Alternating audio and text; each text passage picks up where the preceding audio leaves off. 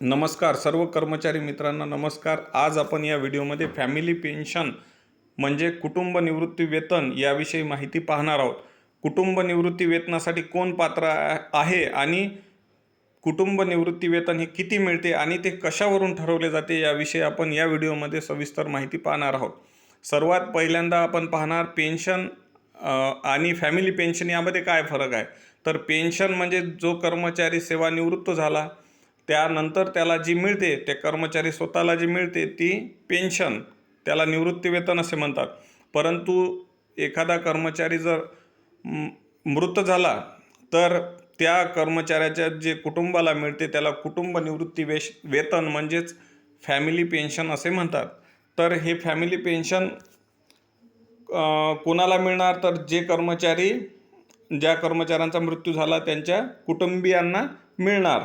आणि यासाठी ही जे फॅमिली पेन्शन आहे कशावरून ठरवले जाते आणि ते किती मिळते ते देखील आपण यामध्ये पाहणार आहोत।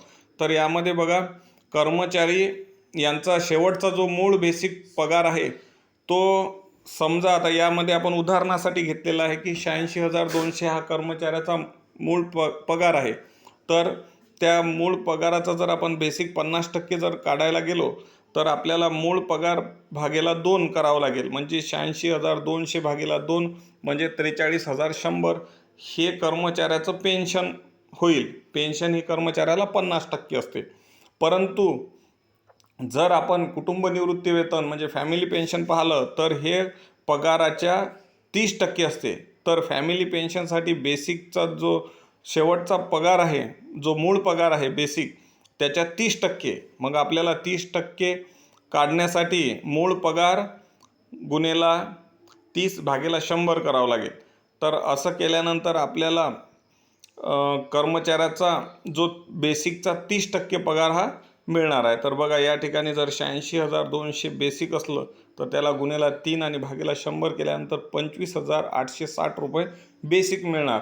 या बेसिकवर फॅमिली पेन्शन ठरणार। मग त्यावर महागाई भत्ता हा जो असला त्यानुसार महागाई भत्ता देखील यामध्ये ॲड होऊन हे जे फॅमिली पेन्शन आहे हे मृत कर्मचाऱ्याच्या कुटुंबियांना मिळत असते।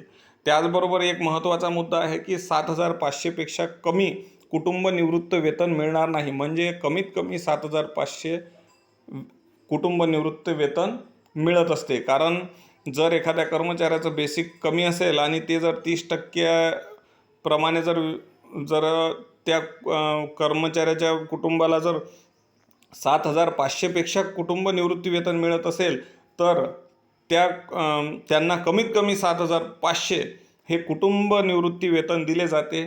त्यामुळे त्यापेक्षा कमी निवृत्ती वेतन दिले जात नाही। अशा प्रकारे हा जे कर्मचारी मृत्यू पावलेले आहेत त्यांच्या कुटुंबासाठी एक महत्त्वाचा आधार आहे। आणि नेमकंच आपल्याला महाराष्ट्र शासनाने देखील सर्व कर्मचाऱ्यांना फॅमिली पेन्शन म्हणजे कुटुंब निवृत्ती वेतन लागू केलेले आहे। त्यामुळे सर्व कर्मचाऱ्यांसाठी ही महत्त्वाची बाब आहे आणि त्यांच्या कुटुंबियांसाठी देखील ही महत्त्वाची बाब आहे। आपल्याला व्हिडिओ कसा वाटला त्याविषयी नक्की कमेंट करा आणि अशाच प्रकारची माहिती मिळवत राहण्यासाठी आपल्या चॅनलला सबस्क्राईब करा। धन्यवाद।